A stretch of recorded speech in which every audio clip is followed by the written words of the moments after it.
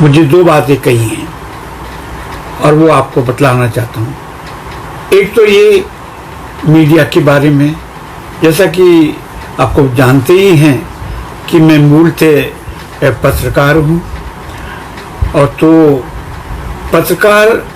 पत्रकारिता तब और अब, यानी जब आज के करीब 40-45 साल पहले मैंने पत्रकारिता शुरू की, और ये कह सकते हैं कि 99 तक मैंने सक्रिय पत्रकारिता की। इसके बाद मैं पत्रकारिता का शिक्षक बना, माखनलाल चतुर्वेदी विश्वविद्यालय में प्रोफेसरशिप की। इसके बाद और मैं महात्मा गांधी विश्वविद्यालय में भी 3 साल तक एक विजिटिंग प्रोफेसर रहा।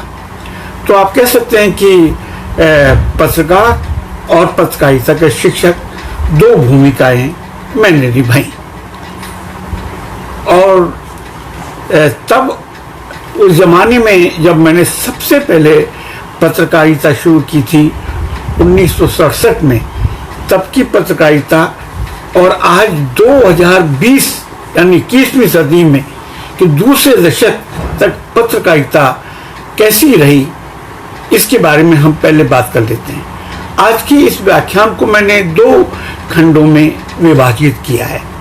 पहला खंड केवल पत्रकारिता के ऊपर चर्चा करेंगे, और दूसरा खंड मेरी जो आत्मकथा है, जो राजकमल प्रकाशन से ही प्रकाशित हुई है, मैं बोनसाई अपने समय का, तो सेकेंड हाफ में उस पर अपन बातचीत करेंगे। तो पहला तो मैं ये कह रहा था कि पत्रकारिता को हम लें। आप जानते ही हैं कि भारत में पत्रकारिता की शुरुआत 1790 में हुई, और 1825 या 26 में हिंदी का पहला अखबार उदंत मार्तन छपा। हालांकि उससे पहले 1818 में मिशनरियों ने 2 पत्र हिंदी में निकाले थे, लेकिन वो अनुदित थे। अनुवाद अंग्रेजी से हिंदी में अनुवाद होकर के लाए जाते थे, पश्चिम बंगाल से वो निकला करते थे। अब 1825 से लेकर और 2020 की बात करें तो इतना, चाहे वो हिंदी पत्रकारिता हो या अंग्रेजी की पत्रकारिता हो या भारतीय अन्य भाषाओं की पत्रकारिता हो, उसमें जमीन आसमान का अंतर आ चुका है और आता है। परिवर्तन होना एक स्वाभाविक प्रक्रिया है हर क्षेत्र की, क्योंकि मैं ये मानता रहा हूँ कि पत्रकारिता मूलतः जो पॉलिटिकल इकोनॉमी होती है स्टेट की, चाहे वो अंग्रेजी काल रहा हो या वर्तमान काल यानी पोस्ट इंडिपेंडेंस, जो इंडियन नेशनल स्टेट की जो पॉलिटिकल इकोनॉमी है, सीधा उससे भी जुड़ी रहती है या उसका रिफ्लेक्शन हमारी पत्रकारिता में होता है। एक जमाना था जब हम पत्रकारिता को प्रेस के रूप में जानते थे, लेकिन जब से चैनल आया है, आप कह सकते हैं कि 1990 के बाद से एक पूरा सीनरियो बदल गया। हालांकि उससे पहले चैनल भारत में शुरू हो चुके थे, टेलीविजन, या जैसे 1982 में एक कलर टीवी आ चुका था, उससे पहले दूरदर्शन शुरू हो चुका था। लेकिन इसके बाद जब प्राइवेट चैनल्स आए तो तब से हमने प्रेस की जगह हम लोगों ने मीडिया ले लिया। तो इसमें आप समझ जाएं कि आज जो प्राइवेट चैनल्स या टेलीविजन उसका दबदबा है, तो इसलिए हमने अब मीडिया कहते हैं, और प्रेस का जो शब्द था जिसको कि जमाने कहते थे कि जो प्रेस है वो स्टेट का चौथा स्तंभ है या लोकतंत्र का चौथा स्तंभ है, यानी कार्यपालिका, विधायिका, न्यायपालिका और प्रेस पालिका। अब मीडिया हम कहते हैं। तो एक लंबा सफर तय किया है मैंने मित्रों। कोई 20-25 साल पहले, करीब 30 साल पहले मैं कहूँगा, एक पुस्तक लिखी थी मीडिया विमर्श, और इसके बाद मैंने एक पुस्तक मेरी आई मिशन से बाजारीकरण तक, शायद 2004 या 2005 के आसपास। उसमें मैंने 1947 यानी आजादी के बाद से लेकर और जब से वैश्वीकरण की शुरुआत हुई, वैश्वीकरण के दूसरे चरण की शुरुआत हुई, तब तक मीडिया में किस ढंग का परिवर्तन आया, उस पर मैंने विस्तार से चर्चा की है। मीडिया मिशन से बाजारीकरण तक। देखिए, एक समय था जब शुरू में मीडिया प्रेस की शुरुआत हुई थी, तब एक मिशनरी पत्रकारिता हुआ करती थी। अगर कबीर के शब्दों में कहें, जो घर फूंके आपनो चले हमारे संग, तो यानी उस जमाने की पत्रकारिता वो हुआ करती थी कि हमें उससे कोई प्राप्ति नहीं, लेकिन धीरे धीरे इसमें परिवर्तन आता गया। और 1925 में एक कथन मुझे याद है, आप जानते ही होंगे, बाबू विष्णुराव परारकर जी एक बहुत प्रसिद्ध संपादक, पत्रकार और बड़े प्रतिबद्ध पत्रकार हुआ करते थे। उन्होंने एक बार संपादकों के एक सेमिनार में एक बहुत अच्छी बात कही और बड़ी फ्यूचरिस्टिक बात कही। वो कही कि एक समय ऐसा आएगा कि जब वो अखबार खूब निकलेंगे, चिकने चुपड़े निकलेंगे, लेकिन वो विज्ञापन से काफी छपे रहेंगे, विज्ञापनों से ढके रहेंगे, उनमें आत्मा नहीं होगी। तो आज स्थिति यह है कि हम मिशन से, मैंने एक लिखा है अपनी पुस्तक में कि मैंने पत्रकारिता को 3 कालखंडों में बांटा है। पहला खंड मिशन, फिर प्रोफेशनलिज्म और फिर कॉमर्शियलाइजेशन। मैं प्रोफेशनलिज्म को बुरा नहीं मानता। प्रोफेशनलिज्म वो चीज है, यानी ये कोई भी व्यवसाय आप करते हैं, उसका धर्म, उसका इथिक्स, उसकी नैतिकता, उसका आचार संहिता, ये सब होते हैं उसमें। तो यानी कि अगर मान लीजिए आप अध्यापक हैं, या जैसे आज मेडिकल डॉक्टर हैं, वो कोरोना का सामना कर रहे हैं और उसमें उनकी जानें भी जा रही हैं, शहीद भी हो रहे हैं। तो कहने का मतलब ये कि प्रोफेशनल आप होते हुए भी आप पत्रकारिता का धर्म निभा सकते हैं। लेकिन जब कॉमर्शियलाइजेशन में आप आ जाते हैं, या जिसको हम कह सकते हैं धंधाकरण या व्यापारीकरण, उस समय प्रमुख बात हो जाती है मुनाफा, प्रॉफिट। उसमें वो बातें खत्म हो जाती हैं, एथिक्स, वैल्यूज, कमिटमेंट, इन्वॉल्वमेंट, जनता के प्रति आपकी रेस्पॉन्सिबिलिटी क्या है, न्यूज़ के प्रति क्या है, राज्य के प्रति क्या है, समाज के प्रति क्या है, ये सब समाप्त हो जाती हैं। उसमें सिर्फ मुनाफा याद रखा जाता है, वो केंद्र बिंदु होता है। आज हम उस दौर में पहुंच चुके हैं। हालांकि सरकार ने, नेहरू जी के ज़माने में पहला प्रेस आयोग का गठन हुआ था। इसके बाद दोबारा जब इंदिरा गांधी दोबारा आई 1980 में, तो दूसरा प्रेस आयोग का गठन हुआ। उसमें काफ़ी चीज़ें कही गई थी कि भाई प्रेस को अगर ठीक रखना है, पूंजी के दबाव से और उसके वर्चस्व से दूर रखना है, तो हमें इसको उद्योग धंधे से डीलिंग करना पड़ेगा। ये नेहरू जी के ज़माने से चला आ रहा था। और भी कई सिफारिशें की गई, जैसे कि इंडियन प्रेस काउंसिल का बनाना और बहुत सारी चीज़ें। लेकिन आप ताज्जुब करेंगे, दोनों प्रेस आयोग की सिफारिशों में से कुछ 2-3 सिफारिशों का ही स्वीकार किया गया है। और अब तो उसकी बात छोड़ दीजिए।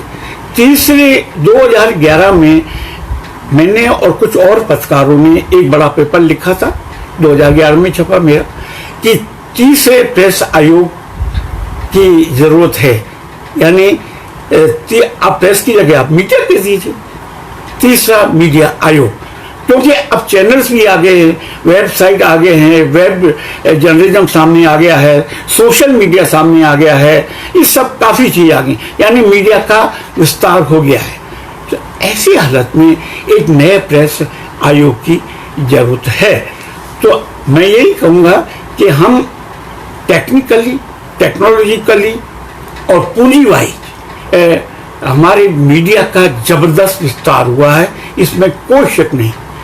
बेडोल, लेकिन ये काय का ऐसा विस्तार हुआ है जो बेडोल है कई जगह से डिफॉर्म्ड है। यानी आपने वो देखा होगा ना, जो एक मैनिक्वीन जो ये शोरूम में खड़ी रहती हैं सजा करके और बड़ी अच्छी खूबसूरत लगती हैं, बहुत अट्रैक्टिव लगती हैं, लेकिन उसमें आत्मा नहीं होती। जैसे आप बाहर निकालेंगे वो कुछ नहीं होती। आज मीडिया की वो स्थिति है। मैं ये कह सकता हूँ, मैं यहाँ गोदी मीडिया की बात नहीं कर रहा, हालांकि एम्बेडेड जर्नलिज्म कहा जाता है इंग्लिश में। गोदी मीडिया का है या नहीं, सच्ची बात यह है कि आज कोरोना काल में देखिए क्या हो रहा है, किस तरह से लोग मर रहे हैं, हादसों का शिकार हो रहे हैं, सड़कों पर एक्सीडेंट हो रहे हैं। इतने ही सड़कों के किनारे गर्भवती महिलाएं प्रसव पीड़ा से तड़प रही हैं, बच्चों को जन्म दे रही हैं। अब सवाल है कि मीडिया में उसको कितना स्थान मिल रहा है। हम देख रहे हैं कि एक सेलिब्रिटीज को या खास ये जाए फैशन को ज़्यादा महत्व मिल रहा है, तो क्योंकि हम लोग को हमारे सामने एक व्यापारीकरण है। दूसरी तरफ ध्रुवीकरण हो चुका है कि कहने का मतलब एक धर्म मजहब के आधार पर कुछ डिबेट चला दी जाती है, पाकिस्तान को लेकर, हिंदू मुसलमान को लेकर के, तो नतीजा होता है कि जो मूल मुद्दे हैं वो गायब हो जाते हैं। तो कहने का मतलब यह है कि तब और आज हम टेक्निकली बहुत सुपीरियर हो चुके हैं, टेक्नोलॉजी हमारी गजब की है, इसमें कोई शक नहीं, लेकिन आत्मा कहाँ है, इसकी तरफ इससे मुझे बड़ा दुख है। जब हम लोगों ने शुरुआत की थी तब आत्मा भी हुआ करती थी और उसका बाहरी ढांचा भी हुआ करता था और समाज के प्रति हम लोग जवाबदेह हुआ करते थे। लेकिन आज एक जो प्रमुख मीडिया का एक बड़ा हिस्सा, मैं ये नहीं कह सकता पूरा का पूरा मीडिया खराब हो चुका है, ऐसा नहीं है, लेकिन बड़ा हिस्सा ऐसा है जो कि बेसिक इश्यूज को उसको नजरअंदाज कर रहा है। इसमें सबसे बड़ा फर्क जो आया है वो ये आया है कि हमने उसको ग्लैमरीकरण उसका कर दिया है। अब मैं यहाँ अपना एक चैप्टर अपनी आत्मकथा में से कि मैंने वो शुरू किया था, मैंने बांग्लादेश वार शुरू कवर की। शायद बहुत कम लोगों को मालूम होगा कि 1971 में भारत पाक लड़ाई मैंने 6 महीने 7 महीने कवर की, अगरतला में रहा और इसके बाद आज़ाद ढाका तक गया और उसके बाद जनवरी 1972 में वापस लौटा। तो मैं उसके कुछ अंश आपको सुनाना चाहूँगा। मेरी घुमंतु पत्रकारिता का दौर चल रहा है। साप्ताहिक दिनमान, साप्ताहिक हिंदुस्तान, नवभारत टाइम्स सहित कई पत्र पत्रिकाओं में मेरे लेख प्रकाशित हो रहे हैं। आकाशवाणी और दूरदर्शन के लिए भी अलग से कार्यक्रम तैयार करता रहता हूँ। युवाणी के लिए नाटक लिख देता हूँ। स्वतंत्र पत्रकारिता और फ्रीलांसिंग अच्छी चल रही है। इंदिरा गांधी अपने पूर्ण बहुमत के साथ देश पर शासन कर रही हैं। उनके कट्टर विरोधी निजलिंगप्पा, मोरारजी देसाई, अतुल घोष, S.K. पाटिल आदि मुझे भाण बन चुके हैं। संगठन कांग्रेस मिट समान है। इसी बीच फरवरी 1973 में पड़ोसी देश पाकिस्तान में उथल पुथल का दौर शुरू हो गया है। भारत में जहाँ राजनीतिक स्थिरता की बयार बह रही है, वहीं पाकिस्तान अराजकता की गिरफ्त में फिसलता जा रहा है। पूर्वी पाकिस्तान, जो आज बांग्लादेश कहा जाता है, पूर्वी पाकिस्तान के एक छत्र नेता मुजीबुर रहमान उर्फ बंग बंधु के नेतृत्व में अवामी पार्टी को बहुमत मिलने के बावजूद पश्चिमी पाकिस्तान का पंजाबी सिंधी पठान नेतृत्व उन्हें सत्ता सौंपने के लिए बिल्कुल तैयार नहीं है। इस मुद्दे पर पश्चिमी पाकिस्तान का नागरिक राजनीतिक नेतृत्व और सैन्य नेतृत्व दोनों एक मत हैं। जैडे भुट्टो और सेना प्रमुख जनरल यहिया खां ने पूर्वी पाकिस्तान के लोकतांत्रिक आंदोलन को कुचलना शुरू कर दिया है। ढाका, कुमिल्ला, जैसुर सहित अनेक शहरों में हजारों गिरफ्तारियां हो रही हैं। पाकिस्तानी सेना का दमन चक्र शुरू हो चुका है। पश्चिमी बंगाल में पूर्वी पाकिस्तान से भारी तादाद में विस्थापितों ने आना शुरू कर दिया है। इस दमन चक्र के माहौल में पूर्वी पाकिस्तान में स्वतंत्र बांग्लादेश की मांग गूंजने लगी है, अर्थात उन्हीं का नेतृत्व का मजहब पर आधारित पाकिस्तान के विभाजन की पृष्ठभूमि तैयार करने में जुट गया है। किसी भी आधुनिक राष्ट्र की एकता की नींव धर्म या मजहब के गालों पर तमाचे जड़े जा रहे हैं। प्राय ये कहा जाता है कि धर्म जो है वो राष्ट्र को एकजुट रखता है, लेकिन ये मिथ तो 1971 में टूट गया। दोनों सिया हैं थे, पश्चिमी पाकिस्तान और ईस्ट पाकिस्तान, लेकिन क्या हुआ, दोनों जगह इस्लाम परस्त लोग हैं, लेकिन इसके बाद विभाजन हुआ। इसका मतलब ये कि धर्म से भी इतर बहुत सारे फैक्टर्स होते हैं जो राष्ट्र का निर्माण करते हैं, राज्य का निर्माण करते हैं। इसे समझने की जरूरत है। मैं भी इन्हीं समाचारों से प्राप्त सामग्री का विश्लेषण कर लेख लिख रहा हूँ। वैसे रायपुर के माना शिविर, पखनजूर तथा अन्य क्षेत्रों में बसाए गए हजारों पूर्वी बंगाली विस्थापितों पर मैं पहले ही दिनमान व दूसरी पत्रिकाओं में कई लेख लिख चुका था। जनवरी में बस्तर से लौटते हुए मैंने विस्थापित शिविरों का दौरा शुरू किया। इस नाते अशांत पूर्वी पाकिस्तान के संदर्भ में मेरी थोड़ी बहुत पूछ होने लगी है। मैं भी पूरे उत्साह से मांग और पूर्ति सिद्धांत पर चल रहा हूँ। ऐसे दौर में समाचार भारती के प्रबंधक संपादक धर्मवीर गांधी का संदेश मिलता है। मैं उनसे मिलने ITO क्षेत्र में स्थित समाचार भारती कार्यालय जाता हूँ। गांधी जी चाहते हैं कि मैं त्रिपुरा राज्य की राजधानी अगरतला जाऊं, वहां 3-4 महीने रहूं, वहीं से मैं पूर्वी पाकिस्तान की घटनाओं की रिपोर्टिंग करूं, विस्थापितों की खबरें भेजूं। मैं इसके लिए तैयार हो जाता हूं। पहचान पत्र, तार अधिकार पत्र तथा अन्य जरूरी दस्तावेजों से लैस होकर मैं गुवाहाटी के लिए रवाना हो गया हूँ। रेल मार्ग से मेरी आयावरी पत्रकारिता का एक नया आयाम जुड़ने जा रहा है। बहुत कम हिंदी में ऐसे लोग होंगे जिन्होंने बिल्कुल जमीन पर रिपोर्टिंग की। रिपोर्टाज तो लिखे जैसे धर्मवीर गांधी या विष्णुकांत शास्त्री ने, लेकिन असली युद्ध क्षेत्र में रिपोर्टिंग जो की वो उसको समझना बहुत जरूरी होता है। मैं गुवाहाटी से फिर आगे बढ़ता हूँ। गुवाहाटी में पहुंच चुका हूँ और वहां से फिर मैं आगे बढ़ता हूँ। लुमडिंग जंक्शन से आगे निकलने पर गुवाहाटी से रेल पटरी के दोनों ओर सुरक्षा का कड़ा इंतजाम दिखाई दे रहा है। असम राइफल्स तथा दूसरी सुरक्षा सैन्य बलों के जवानों की तैनाती बला की है। पुल रहे या पुलिया या छोटा बड़ा स्टेशन, सभी जगह सुरक्षा जवान भिना रहे हैं। मुझ जैसे दिल्ली वासी और कनार प्लेस, मंडी हाउस संस्कृति जीवी के लिए उत्तर पूर्व भारत के इस परिदृश्य की कल्पना करना नाटकीयता की सिद्ध होगी। धर्मपुरा पहुंचते पहुंचते तो स्थिति और भी दुष्कर हो गई है, पर किया क्या जा सकता है सिवाय देखने सहने की एक नितान अलहदा भारत। ट्रेन देर से ठिकाने लगती है। मध्यरात्रि के बाद धर्मपुर स्टेशन पर 2-3 घंटे बिताता हूँ। भोर में मैं बस पकड़कर अगरतला रवाना हो गया हूँ। बस क्या है, चलती का नाम गाड़ी है, बिल्कुल डीजल छकड़ा है। गद्दी के स्थान पर स्लीपर बिछे हुए हैं। बाबा आदम जमाने की सीटें हैं, जिस पर भी हम लोग इसमें ठूसे हुए हैं जैसे तैसे। बस मुझे हिंडोले का एहसास हो रहा है। कई घंटे हिचकोलों का आनंद लूटते हुए मैं अगरतला पहुंचा हूँ। मेरे लिए त्रिपुरा राज्य की राजधानी अगरतला एक बड़ा सा कस्बा है। सीधी सपाट उबड़ खाबड़ सड़कें, ये 1971 की बात कर रहा हूँ मैं।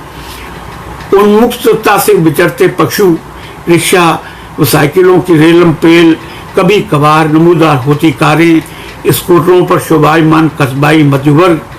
मैं विधायक विश्राम गृह में ठहर गया हूँ। ये स्थान भारत पाक अखोड़ा सीमा चौकी से दूर नहीं है। रिक्शा से आया जाया आया जा सकता है।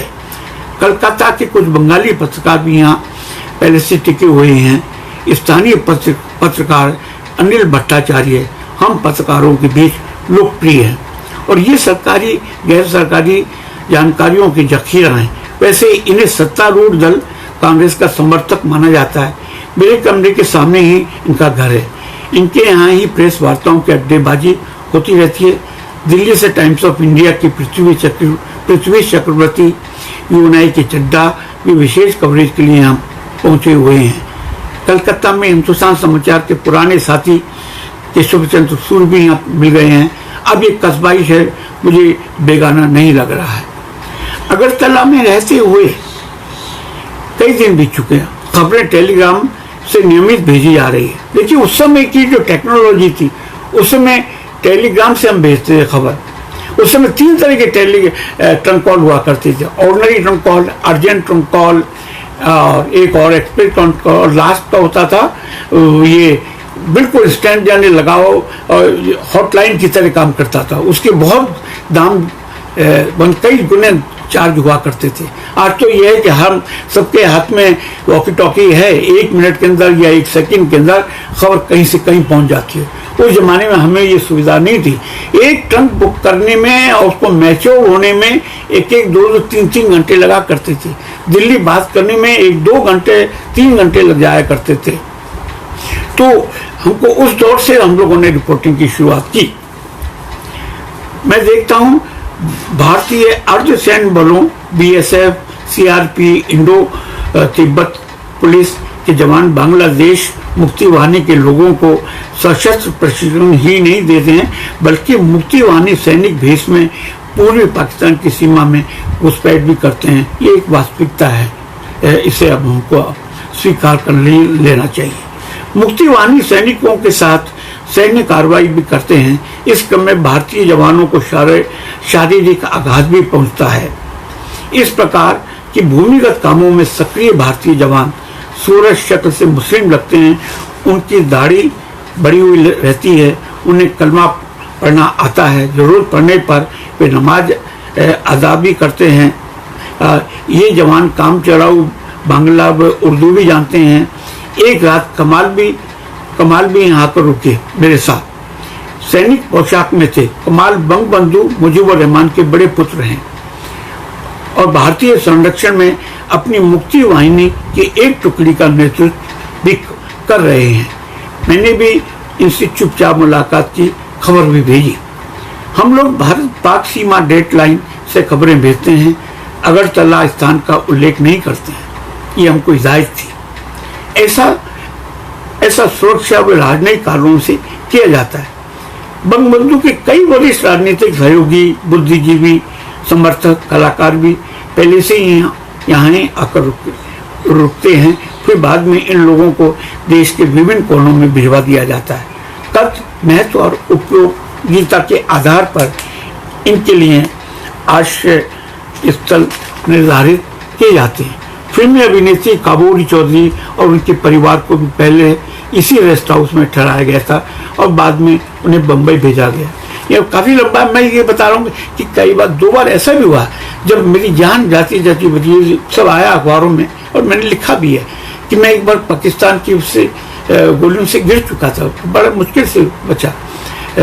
दिसंबर में हम जैसलमेर खुलना की यात्रा कर रहे थे, रिपोर्टिंग कर रहे थे, तो बिल्कुल एक कॉन्टेक्ट पॉइंट और कॉन्टेक्ट पॉइंट से आगे आई टू आई बॉल कॉन्टेक्ट में हम पहुंच गए, मैं और 2-3 जापानी लोग।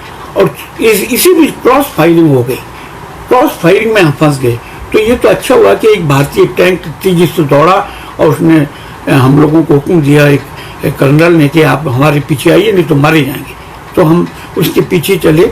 बाद में खैर हमें डांट भी पड़ी, इसमें कोई शक नहीं। उस जमाने में उस एरिया के कमांडर हुआ करते थे जेकर, जो बाद में पंजाब के गवर्नर भी बने।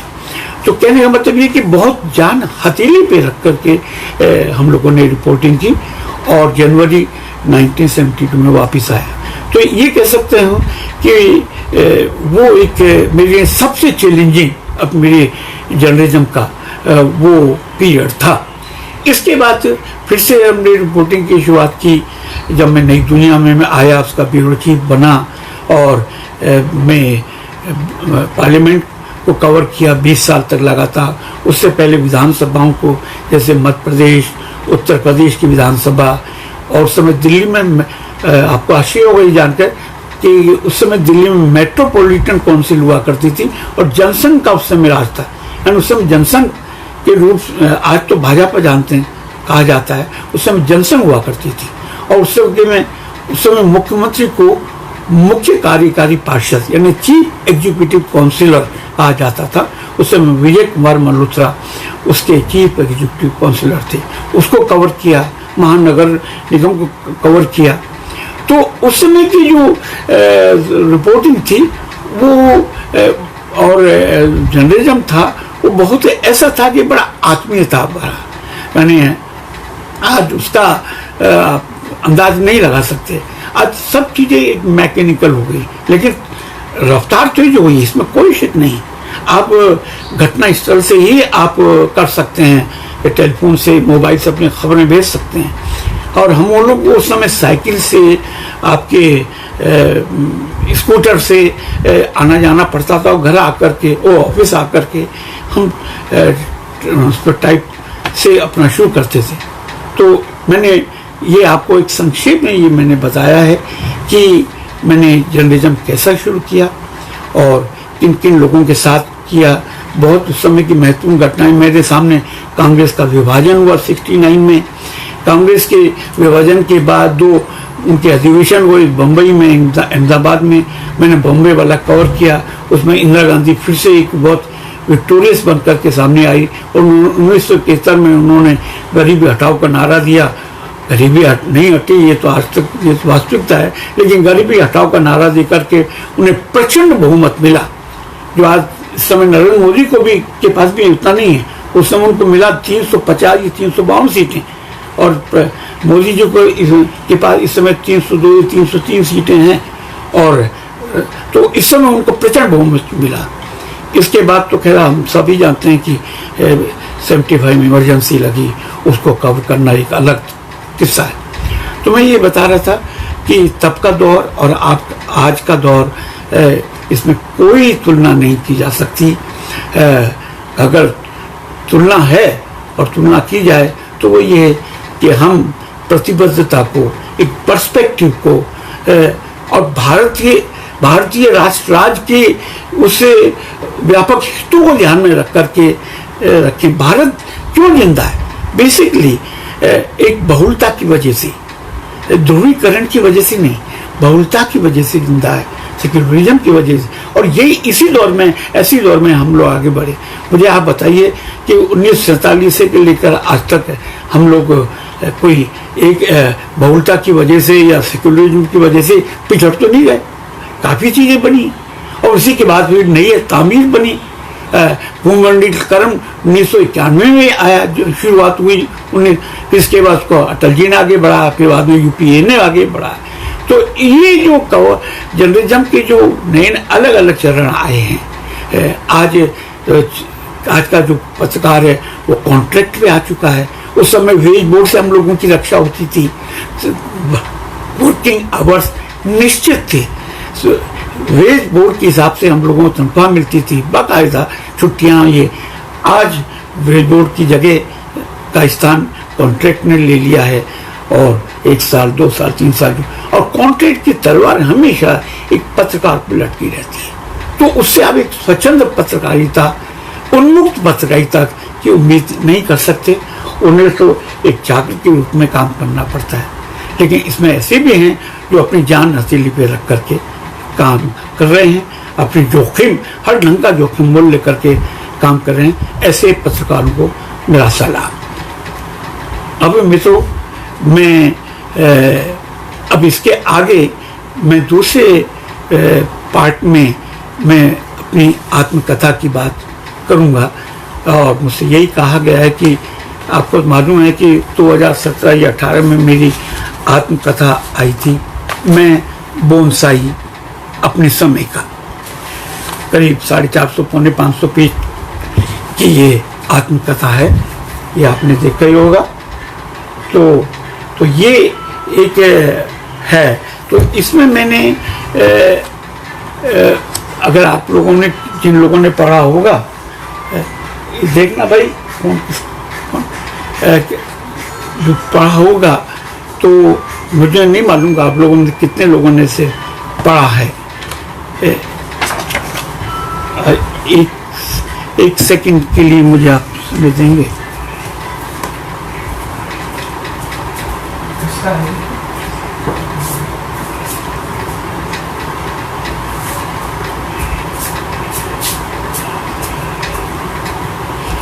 हेलो, क्षमा करें, मुझे बाहर जाना पड़ा।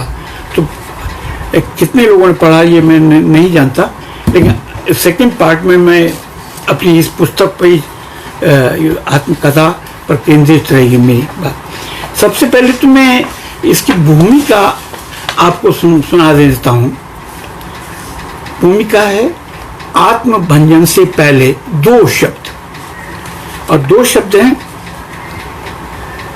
फिजिक्स पर विश्वास करें तो हम सभी के समानांतर अदृश्य ब्रह्मांड होते हैं। इनमें भी अनेक उप ब्रह्मांड समाये रहते हैं। इनकी खोज पहचान सतत चलती रहती है। इनमें कुछ लुप्त हो जाते हैं, कुछ नए बन जाते हैं। इस सदी के पहले दशक में हॉलीवुड की 3 किस्तों में बनी एक फिल्म भी थी, मैट्रिक्स, आपने देखी होगी। बहुत सुपर टेक्नोलॉजी से निर्मित इस फिल्म में भी मनुष्य के समांतर अस्तित्व की कल्पना की गई थी। अर्थात हम सभी के अदृश्य प्रतिरूप होते हैं, जो कि चेतन अचेतन अवस्था में लगातार हमारे साथ रहते हैं। शायद ये सच हो, पर इसकी सत्यता पर प्रामाणिकता की मोहर वैज्ञानिक ही लगा सकते हैं, मैं नहीं। मैं सिर्फ इतना जरूर कह सकता हूं कि मैं एक नहीं हूं, कई मैं से निर्मित मैं रामशरण जोशी हूं।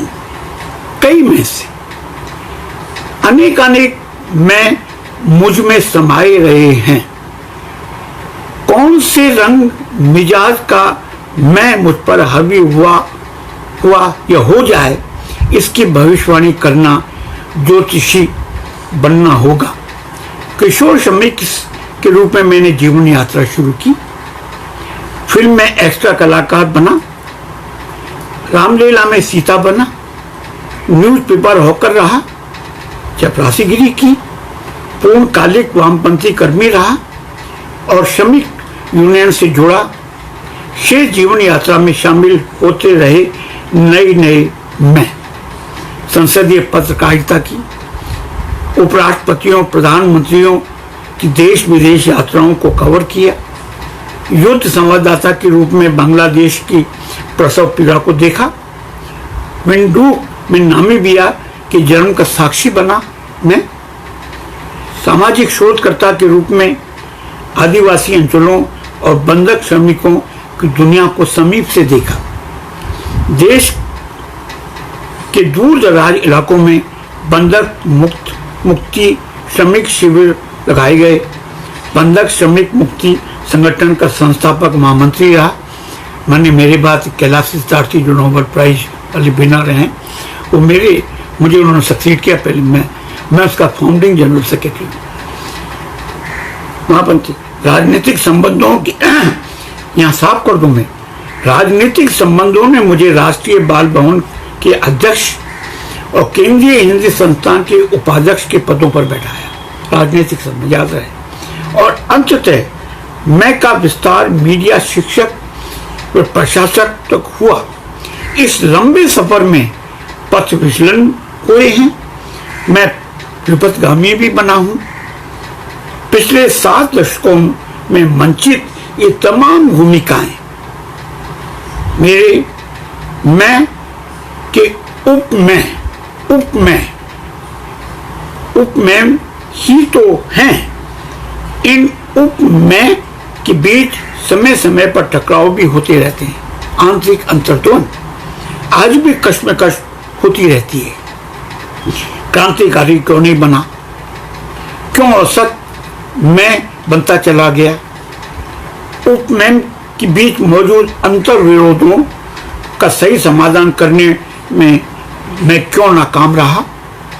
मैं आज भी मध्य वर्ग की नियति का बंदी क्यों बना हुआ हूं? जन्म से लेकर यहाँ तक कि मैं कुछ भी तो ग्रो नहीं हुआ, मुझमें कुछ भी तो ग्रो नहीं हुआ। बोनसाई मेरा कायांतरण तो नहीं हो गया है।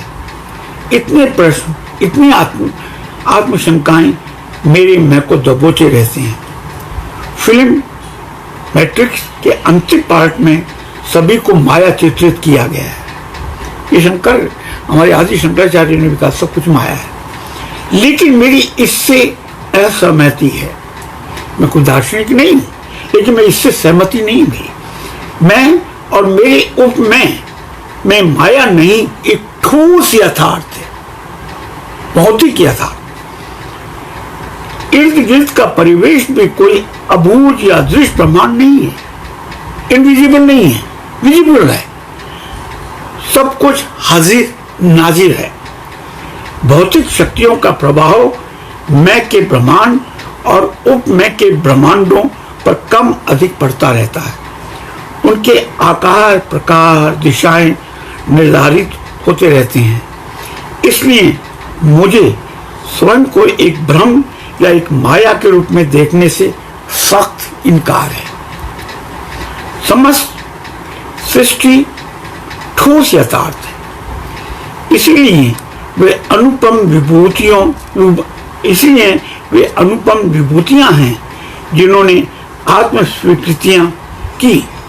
आपने जैसे कहा कि ये रूसो ने कन्फेशन लिखा, गांधी ने सच के साथ प्रयोग लिखा, बहुत सारे हैं, मैं उसमें क्या जाऊँ, या पाब्लो नेरूदा का मेरा जीवन लिखा। सत्य के साथ निरंतर प्रयोग किए और आत्मदर्शन के अनूठे ब्रह्मांड रचे। मैंने न सत्य के साथ प्रयोग किया है, न ही असत्य के साथ जीवन की चादर को ज्यों की त्यों भी नहीं रखा है। ये याद रखिए कि ज्यों की त्यों नहीं रखा है। यात्रा में ये मैली भी हुई है, कर्म घाट पर इसकी धुलाई की, चिरी फटी तो सिलाई, लेकिन सत्य या असत्य के रंगरेज होने का रोल अदा करने से मैं बचता रहा हूं। यही आत्मस्वीकृति है, कन्फेशन है। मैं और उसके उपमय की स्वयं की इस अटपटी कथा में स्वयं, समाज और मैं हूं, बस। देखिए, याद रखिए, आत्मकथा व्यक्ति की नहीं होती है। व्यक्ति जिस परिवेश में, जिस समाज में जब पैदा होता है उसकी होती है, वो उससे बनता है, उसकी निर्मित उससे है। देखिए, किस देश में, किस काल में, किस जाति में, किस धर्म में आप पैदा होते हैं, ये तो आपके हाथ में नहीं है।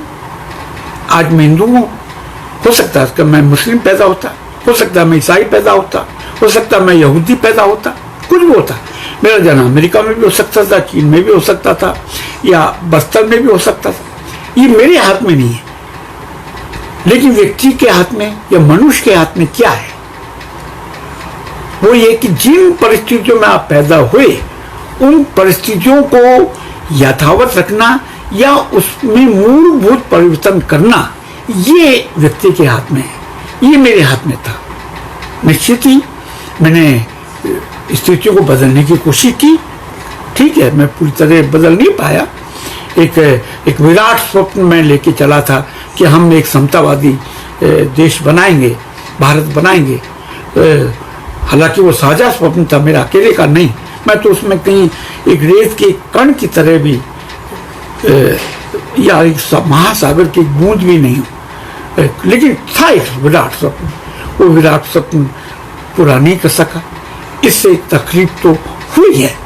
तो खैर, आप कह सकते हैं कि इस किताब में, आत्मकथा में, अपने स्वयं के माध्यम से उस पूरे समाज को व्यक्ति को और राज्य को जैसे जैसे सामने चित्रित करने की मैंने कोशिश की है ईमानदारी के साथ।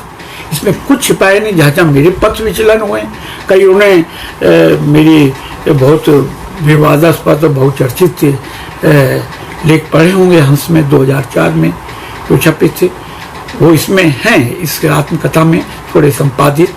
इसमें कोई शक नहीं, उसमें थोड़ी मेरी ये कह सकते हैं सावधानी चूकी है कुछ शब्दों को लेकर के।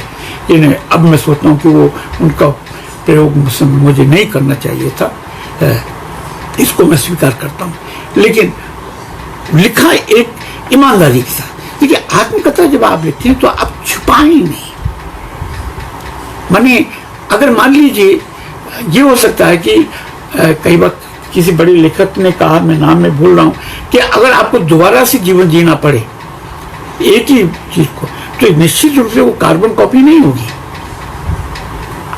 आपके अनुभव, आपके मोह, आपकी मुठभेड़ें जो जुड़ती जाएंगी, उसको आप कैसे देखते हैं, किस आंखों से देखते हैं, कौन सा पर्सपेक्टिव है, ये सब महत्वपूर्ण होते हैं। तो मैंने इस 450 पौने 500 पेज की इस आत्मकथा में ये कहा है। मैं इसमें थोड़ा सा और आपको सुनाना चाहूँगा। मैं मध्यवर्गीय व्यक्ति हूँ। इस वर्ग की फितरत प्राय त्रिशंकु जैसी होती है। ये याद रखिए, हम मिडिल क्लास की का कैरेक्टर क्या है। इस वर्ग की फितरत प्राय त्रिशंकु जैसी होती है, नफा और नुकसान के बीच पेंडुलम बने रहने की, त्वरित फल के पीछे दौड़ने की, तनिक हानि या नाकामी पर निराशा में राहत तलाशने की, तिनका पर सफलता या लाभ पर प्रदर्शनबाजी की।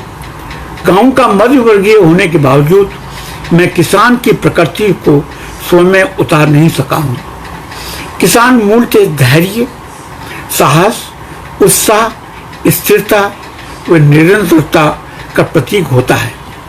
मौसम के दुलार व दुत्कार दोनों के प्रति उसका समभाव रहता है। वह ओला, ओस, पाला, सूखा या अतिवृष्टि को नियति के रूप में चूमता हुआ चलता है। उसकी यही प्रवृत्ति उसे पराजित नहीं होने देती है, ये याद रखें। यद्यपि वह इस फितरत के कारण यथास्थितिवादी, भाग्यवादी भी बन जाता है, लेकिन जब उसकी ये तंद्रा टूटती है तो इसका फल विप्लव में भी होता है। ये आपने देखा कि जहाँ एग्रीरियन रिवॉल्यूशन हुए हैं, जैसे कि हम चीन में, वियतनाम में कई जगह हुए हैं, यानी 30s 40s 50s की मैं बात कर रहा हूँ। पीजेंट स्ट्रगल कितने चले 18वीं सदी में, 19वीं सदी में, ट्राइबल्स के और पीजेंट्स के, मैं उस इतिहास में नहीं जाना चाहूँगा, हालांकि जा सकता हूँ। भूमि के अंकुरण से जब जीवन फूटता है तब किसान के आनंद का कोई पारावार नहीं रहता है। यह प्रस्फुटन ही किसान में समभाव पैदा करता है, जिसका अकाल हम मध्य वर्ग में बना रहता है। क्योंकि मध्य वर्ग तो मूलतः नफा और नुकसान के बीच में जुड़ता है। जैसा कि मैंने प्रारंभ कहा, मध्य वर्गीय मानसिकता से चिपके होने के कारण मैं सोचता रहा हूँ कि व्यवस्था परिवर्तन शीघ्र होगा। क्रांति के लिए जमीन तैयार है, ऑब्जेक्टिव कंडीशन मौजूद है, बस हिरावल दस्तों के मार्च की जरूरत है। क्रांति कोई राजधानी एक्सप्रेस तो है नहीं कि हावड़ा से चली और अगले रोज सुबह नई दिल्ली स्टेशन पर जा लगी। क्रांति को लेकर मैंने और मेरे समकालीनों ने कितने ही भ्रम पाल रखे हैं। क्रांति और सार्वहारा की तानाशाही सन्निकट है। अमेरिकी साम्राज्यवाद का अंत करीब है। हथियारबंद क्रांति होकर रहेगी। संसदीय व्यवस्था गल चुकी है। जनता क्रांति के लिए तैयार है, सिर्फ नेतृत्व चाहिए। इस स्वप्न का बंदी होने के कारण अंतिम निर्णय लेने में मुझे दिक्कत जरूर हो रही है। दिमाग के किसी कोने में ये हरकत जरूर होती रहती है कि अगर भारत में क्रांति हो गई तो मेरा क्या होगा। लोग मुझे भगोड़ा, कायर, संशोधनवादी, क्रांति विरोधी, रेनिगेट कहकर नहीं पुकारेंगे। संभव है मुझे यातना शिविर में ही भेज दिया जाए, ये भय या आशंकाएं मुझे दो टूक फैसला लेने से रोक रही है। इस आत्मसंघर्ष तो आप समझे कि ये अंतर्द्वंद है। तो मेरा मतलब ये है कि इस आत्मकथा में मैंने इस मध्य वर्ग के इस द्वंद को सामने रखा है। यहाँ जो बोनसाई, कई लोगों ने मुझसे पूछा कि आपने बोनसाई अपने आपको क्यों कहा। दरअसल बोनसाई मैंने एक पॉलिटिकल मेटाफर के रूप में यूज किया। बोनसाई आप जानते हैं कि जापानी नाटा वृक्ष होता है, उसको लिविंग रूम में, ड्राइंग रूम में कहीं भी रख दिया जाता है, वो ना बढ़ता है, नहीं उसकी कटिंग वटिंग होती है, और उसको जैसा है वैसा ही रहने दिया जाता है, एक कद से आगे नहीं बढ़ पाता। तो इसको एक मैंने राजनीतिक बिंब के रूप में, एक रूपक के रूप में यूज किया कि हम मध्य वर्ग की नियति क्या है, कि हम मध्य वर्ग इस व्यवस्था ने, चाहे वो कांग्रेस की रही हो, चाहे आज बीजेपी की हो या किसी और की हो, कुल मिला के इस व्यवस्था ने हमको एक गमले में सजा करके रख दिया और हम उसी गमले के अनुसार अपना आकार ढालते रहते हैं। तो मैंने इस आत्मकथा में मैं बोनसाई अपने समय का ये बताने की कोशिश की है कि मध्य वर्ग कैसा है, इसने क्या इसने ईमानदारी के साथ इसका सामना किया बदलाव का। तो मैं आपसे यही कह रहा था कि इस आत्मकथा को मैंने, हालांकि इसमें कई निजी संस्करण भी हैं, जैसे मैं अपने एक संस्मरण जरूर सुनाना चाहूँगा कि मैंने अपनी दोनों बेटियों पे लिखा है। और मेरी बेटियाँ, ये एक, अच्छा इस आत्मकथा की एक बात और बताऊं। इस आत्मकथा का पहला चैप्टर है अंत से प्रारंभ। अभी जब ये छपने जा रही थी उस समय मुझसे कहा भी गया था कि आमतौर पे तो लोग शुरू से प्रारंभ करते हैं कि मेरा जन्म वहाँ हुआ, वहाँ हुआ। आप अंत से प्रारंभ क्यों कर रहे हैं? क्योंकि वो दूसरे चैप्टर में आता है जब मेरा जहाँ जन्म हुआ, जैसे कि अलवर में किन कारणों, कैसे उस समय हालात थे, अलवर की रियासती अलवर था, कैसे लड़ाई चल रही थी उस समय, मतलब भारत का विभाजन हो रहा था, तो उस समय के सांप्रदायिक दंगे वगैरह ये सब बताया। लेकिन मैंने कहाँ से शुरू किया? बॉस्टन से। यहाँ मेरी बड़ी बेटी है और जो फिजिसिस्ट है, और वो तो मैंने वहाँ से शुरू किया क्योंकि मुझे उस समय तक मेरी उम्र 70-72 साल हो चुकी थी और मुझे लग रहा था कि अब इसके आगे क्या है, मेरे जीवन का ये अंतिम पड़ाव है। तो अब हालांकि अभी मैं उसके बाद 4-5 साल और जी गया और कितना जीऊँगा ये मैं नहीं जानता, लेकिन उस समय ये एक ऑब्सेशन था मुझ में, अब ये कह सकते हैं कि बस ये अंतिम पड़ाव है। तो इसलिए अंत से इसको शुरू किया जाए। और ताजुब करेंगे इसमें एक और है कि 2017 में जब मैं कनाडा में था छोटी बेटी के साथ, तो ब्रेन स्ट्रोक हो गया, यानी मुझे एक सप्ताह में 3 बार इमरजेंसी में जाना पड़ा और फिर इसके बाद 10 दिन तक वहीं इलाज हुआ। वहाँ उस समय 3 आघात यानी स्ट्रोक लगे, वो एक दूसरा था। तो कहने का मतलब ये था कि अब पता नहीं आगे क्या होगा। तो मैंने इसको अंत से मैंने नई ढंग से शुरुआत की और उसके बाद फिर पहला चैप्टर, तीसरा चैप्टर, और आखिर में मैं 2016 तक 2017 तक आ जाता हूँ। इसी में एक जगह नोम चॉम्स्की का इंटरव्यू, जिनसे मैंने एक इंटरव्यू लिया था बॉस्टन में 10-11 मई को 2014 को, और उन्होंने जो जो कहा वो बिल्कुल सही निकला। वो इस किताब में है पूरा। तो वहाँ उनसे मुलाकात हुई, इस तरह के कई अनुभव इसमें हैं। तो मैं यही आपसे कहना चाहूँगा। तो मैं ये बता रहा था कि जब मेरी दोनों बेटियाँ छोटी थी, कॉलेज स्कूल में जाती थी, कॉलेज में जाने, तो उन्होंने अपने घर को कैसे देखा, इसको मैं थोड़ा सा उनका कमरा कैसा था उस पर मैं 2 पैरा सुनाऊंगा।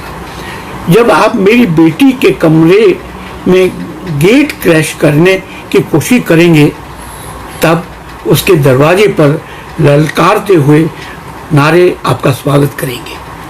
इस दरवाजे पर एक बड़ा रंगीन पोस्टर चिपका हुआ है। पोस्टर पर छपे मोटे मोटे अक्षरों में 2 नारे आपको हिला देने के लिए काफी हैं। नारे चीखते हैं, decolonisation and freedom to choose. ये दरवाजे पर ये पोस्टर लगा हुआ है। उस समय की ये किस्सा है 1994-95 के आसपास का। मामला यहीं तक नहीं रुकता तो गनीमत रहती, यहीं तक रुकता तो गनीमत रहती। बाजार से खरीदे हुए इस पोस्टर के ऊपर बेटी ने अपने हाथ से तैयार किया हुआ पोस्टर भी एक तरह से सुपर इम्पोज कर रखा है। उसका नारा है, let us decolonise this room. अब देखिए, ये बच्चों में ये एक नारी विमर्श, स्त्री विमर्श का एक हिस्सा है कि एक बच्ची जो 15-16 साल की है, उसकी चेतना का निर्माण कैसे होता है। अब वो कह रही कि डीकोलोनाइज दिस रूम। वो अभी एक माता पिता के साथ रहती है, एक कॉलोनी के रूप में वो देख रही है अपनी उपचेतना में, और उसको वो समाप्त करना चाहती है कि मुझे ये डीकोलोनाइज करना है। इसमें आपका दखल नहीं चलेगा माता पिता का। ये हम लोगों का है। मेरी 2 बेटियां हैं, ये हम लोगों का कमरा है। और बाजार पोस्टर के नीचे भी एक और नारा चस्पा दिया है, लाल और नीले रंग से बना। ये नारा अलापता है, चाहत है। अब आप दरवाजे को धकेलते हुए डीकोलोनाइज रूम में दाखिल हो चुके हैं, लेकिन शौक आपको यहाँ भी लगेगा, इसलिए संभल कर रहिए। अंदर कदम रखते ही सामने दीवार पर चिपकी 2 बाई 2 फुट की तस्वीर आपको अपसेट करने के लिए काफी है। तस्वीर से एक गुस्सैल बच्ची झांक रही है। उसकी मासूम आंखें अंगारे बरसा रही हैं। चेहरा चढ़ा हुआ है, नाक तनी हुई है, बाल बिखरे हुए हैं और फ्रॉक सलवटी व बेतरतीब है। वह दांत दिखा रही है। पूरा हुलिया बताता है कि ये अपने अस्तित्व अश्वमेध के लिए सड़क पर निकल पड़ी है। अब देखिए, ये एक जबरदस्त अपने आप में कि अस्तित्व अश्वमेध के लिए सड़क पर निकल पड़ी है किसी में साज मुझे रोकने का। उसकी मुद्राओं से लगता है कि वे कई मोर्चे जीत चुकी है और विजय के लिए अपने विरोधियों को ललकार रही है। पोस्टर पर छपा 4 शब्दों वाला नारा विरोधियों के होश उड़ाने के लिए पर्याप्त है। ये नारा घोषणा कर रहा है, इट इज माई लाइफ। अब ये बच्चियां कह रही हैं, it is my life, it is our life. ठीक है, आपने जन्म दिया है, लेकिन जहाँ जो अस्तित्व और जो बोध की संरचना होती है हुई है, तो वहां से एक असली जीवन की शुरुआत होती है। जब ये ऐसा रोने लगे कि ये मेरा जीवन है, सबसे बड़ा स्त्री विमर्श तो यही तो है कि जो हम लोग ट्रेडिशनली स्त्रियों को बिल्कुल ही मतलब हम सभी जानते हैं, उसमें मैं गहराई में नहीं जाना चाहूँगा। तो जो वो कहते हैं इट इज माई लाइफ, ये दूसरा पोस्टर है। आपको आपत्ति है इस पर? नहीं ना? यदि है तो इस बाल चंडी ने नाम रखा है, बाल चंडी को इसकी तनिक भी चिंता नहीं है, क्योंकि उसने पहले से ही अपनी पोजीशन ले रखी है। इस पोस्टर के सामने वाली दीवार पर 3x3 का दूसरा पोस्टर आपको अपनी स्थिति का एहसास कराने और निर्णायक रूप से परास्त करने के लिए तैयार है। पोस्टर का ऐलान है, women hold up of the world sky. स्त्रियां आधे आसमान को थामे हुए हैं, आकाश को। अब बताइए क्या इरादे हैं? क्या गेट का क्रैश करना चाहेंगे? जब वो कहने कि हमने आधा आसमान थाम रखा है, हमने आधा ब्रह्मांड थाम रखा है। पुरुष वर्चस्व का जो है कि नहीं, पुरुष ही सब कुछ है, तो यहाँ सीधी तो ये बच्चों, तो इसलिए मुझे इस पर काफ़ी लंबा है, मैं उसमें अभी ख़त्म नहीं होगा। तो मैं आपको सिर्फ ये बता रहा था कि ये जो पात्र हैं, कई ढंग के अलग अलग पात्र, उनसे मैं बोनसाई अपने समय का बना। मैं इसमें निमित्त मात्र हूँ। और जैसा कि मैंने कहा कि मैं उपचेतना एक में कई रामशरण जोशी हैं जो कभी कुछ हो जाता है, कभी कुछ हो जाता है। निर्णायक रूप से हम नहीं कह सकते कि ये जो रामशरण है, ये जोशी, ये अंतिम है, बिल्कुल नहीं। तो मैंने अपनी जो, जैसा कि मैंने शुरू में कहा कि जहाँ जहाँ फिसलने हुई, जो उपलब्धियाँ हैं, तो इसलिए मैंने इसका सब टाइटल दिया है, मैं बोनसाई अपने समय का। अब सब टाइटल है एक कथा आत्मभंजन की। आमतौर पर हिंदी में तो आत्ममंडन काफ़ी होता है, हम वो थे,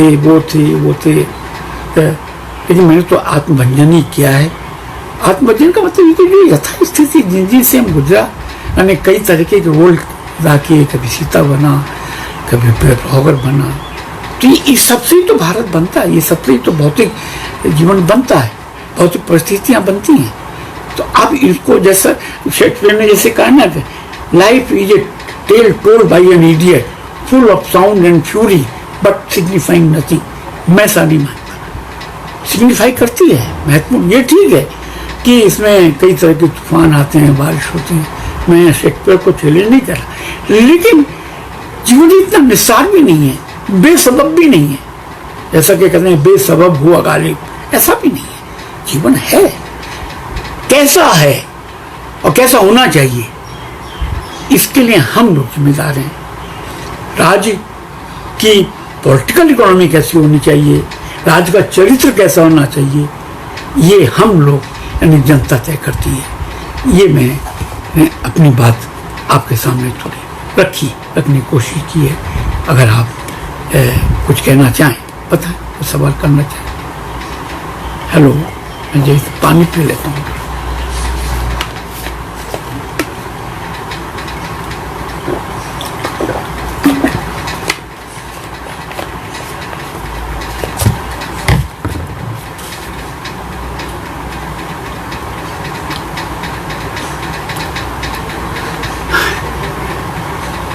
मैंने भांजीवर को सजाया क्या है, मैंने वास्तविकता रखी है। मैं ना तो मैंने उसकी आलोचना की है, ना उसकी, हम जैसे हैं वैसे मैंने सामने रखने की कोशिश की है। जैसे कि हमारे एक मित्र ने कहा है, कई मित्र लोग जुड़ गए हैं, मिश्र नहीं पत्रकारिता पेशा है। बिल्कुल, मैं तो पहले ही बोल चुका हूँ कि पेशा भी नहीं है, अब एक धंधा, कॉमर्शियलाइजेशन हो गया है। रवि रंजन कह रहे हैं कि मिशन तो बहुत पीछे है गया, उसके बाद प्रोफेशन को मैंने लिया है।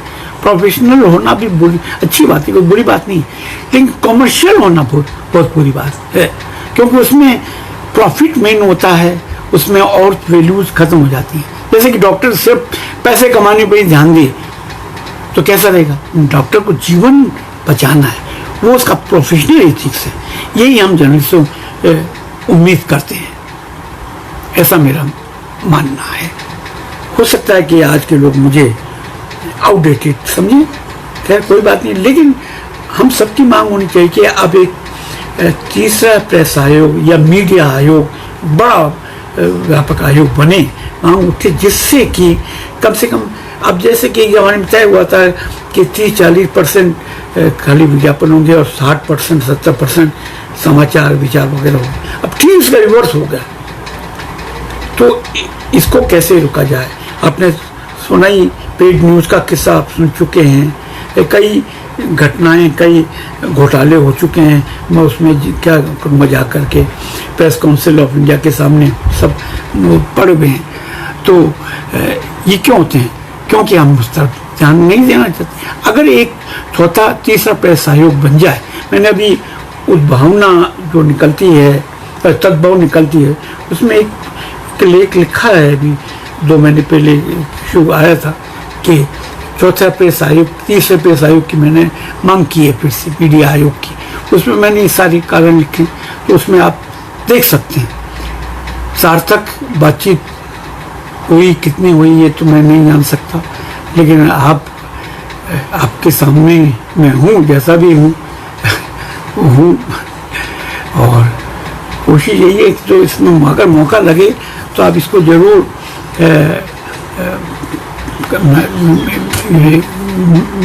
मैं बोनसाई अपने समय का जरूर पढ़ लें,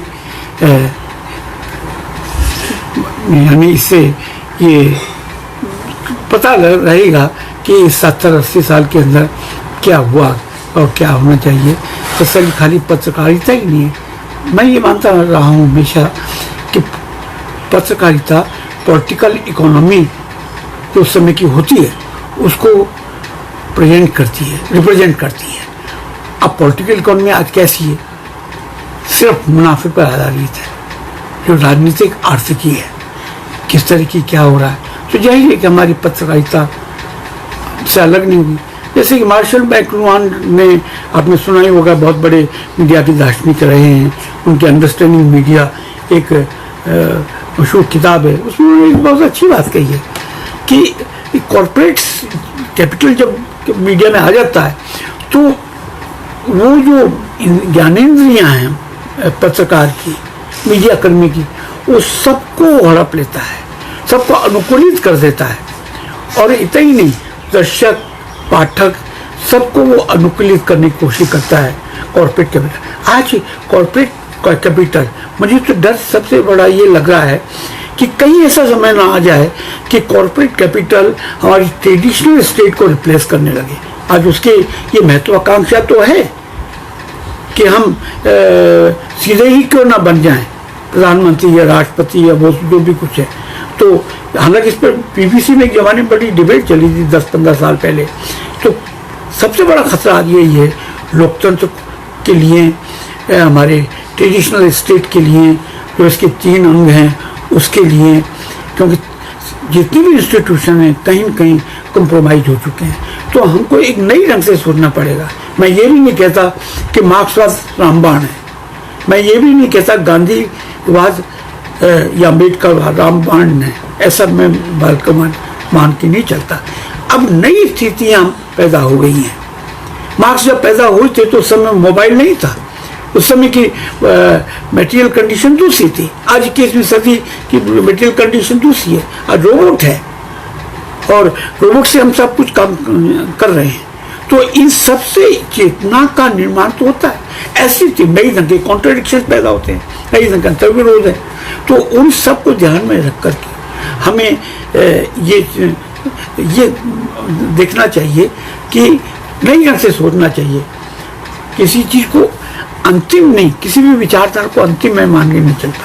भारत के संदर्भ में मैं मार्क्स, गांधी, बाबा साहब अम्बेडकर, लोहिया या पेरियार या केरल के नारायण गुरु या बिहार के स्वामी सहजानंद, इन सबको जरूर मानता हूँ। इन सबसे भारतीय राष्ट्रराज, आधुनिक भारतीय राष्ट्रराज का निर्माण हुआ है और इसको सुरक्षित रखना है, समझिए। देखिए 700-800 साल मुस्लिम्स ने राज किया, ठीक है, और इसके बाद 250-300 साल ईस्ट इंडिया कंपनी ने राज किया। क्या हुआ? भारत तो आज भी जिंदा है, भारत के लोग आज भी जिंदा है। तो इसलिए हमें आप कुछ प्रश्न करेंगे, पूछे गए प्रश्नों को भी लीजिए, बताइए। मैं तो पहले कह चुका हूँ कि ये बिजनेस कॉमर्शियलाइजेशन हो गया है, इसको अपन कह सकते हैं व्यापारीकरण, वो इसका हो चुका है। ये एक सवाल किसी तारावती मीना ने पूछा था, इसी से संध्या रानी ने पूछा कि सब ये बिजनेस हो गया है। बिल्कुल हो गया, मैं आपसे सहमत हूँ।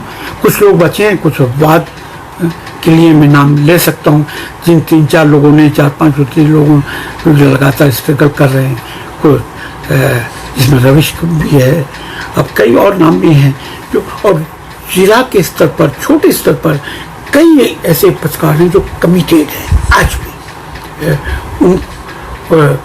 उनको हम ये नहीं कह सकते वो पूरी तरह से कमर्शियलाइज हो गए, वो जमीन की खबर दे रहे हैं। जैसे कैसी खबर पहुंची है कि एक महिला आपके गर्भवती होकर उन्होंने बच्चों को सड़क के किनारे जन्म दे दिया, कैसे एक्सीडेंट हो गए। तो ये पत्रकार है, वही कमिटेड पत्रकार जो खबर देते हैं।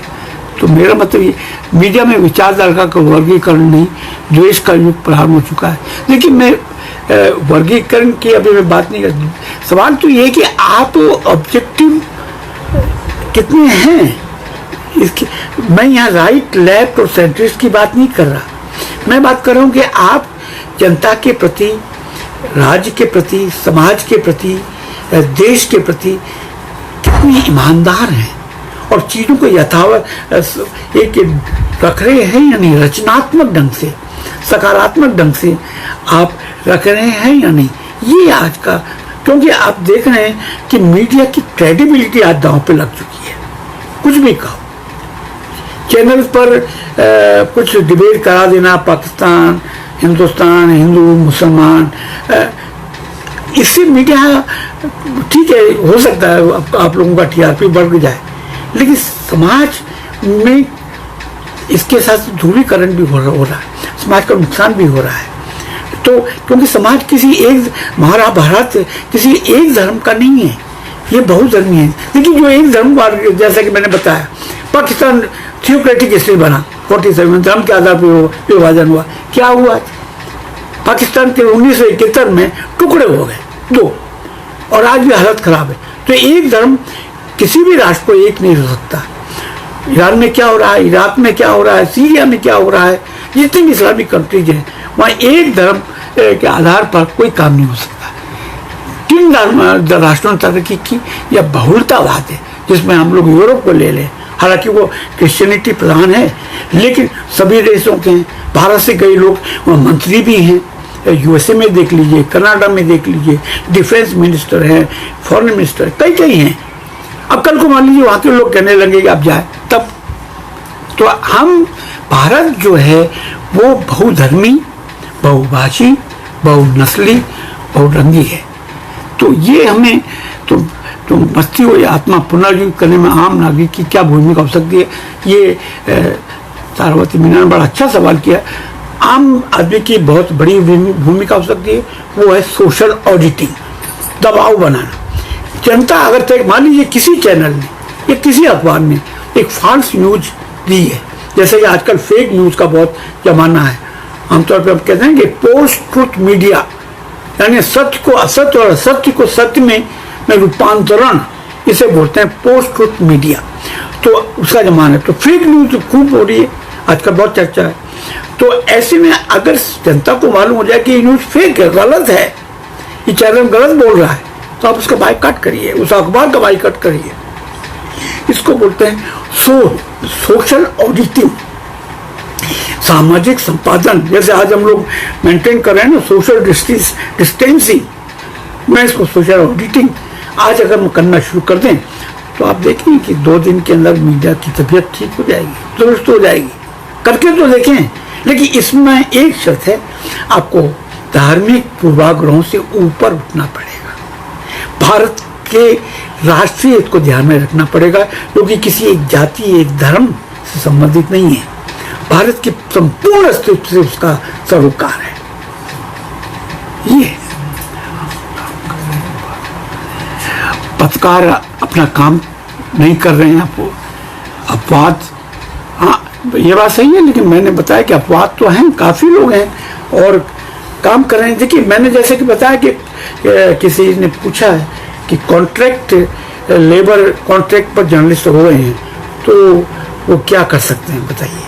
तो ऐसी हालत में सबको अपनी रोजी रोटी चलानी है, जीना है, और अगर उन्होंने कॉन्ट्रैक्ट के हिसाब से, उसके मालिक के हिसाब से काम नहीं किया, अब तो जानते हैं कि एडिटर की संस्था आज पंगु हो चुकी है, कोमा के अंदर चली गई है, उसका स्थान ले लिया है ब्रांड एडिटर ने, यानी ब्रांड मैनेजर सब कुछ है, वो बेचारा एडिटर्स, हमारे प्रभात जोशी से राजेंद्र माथुर थे, क्या जमाना था उनका, वो यही कहते थे। उनके जाने के बाद देखिए संपादक संस्था, और खासतौर से भारतीय भाषाओं और हिंदी के अंदर बिल्कुल कमाम में दिखाई देती है। क्या जमाना था अंग्रेजी का, रघुवीर सहाय, ये बड़े बड़े संपादक हुआ करते थे। इंग्लिश में भी मुलगांवकर, गिरिलाल जैन, फ्रैंक मोरेस, एक से एक थे जिनके एडिटोरियल पढ़ करके अखबार बिका करते थे। आज वो समय चला गया, 1-2 चैनल को छोड़ दिए, जैसे NDTV वगैरह है, रवि ये वाजपेयी है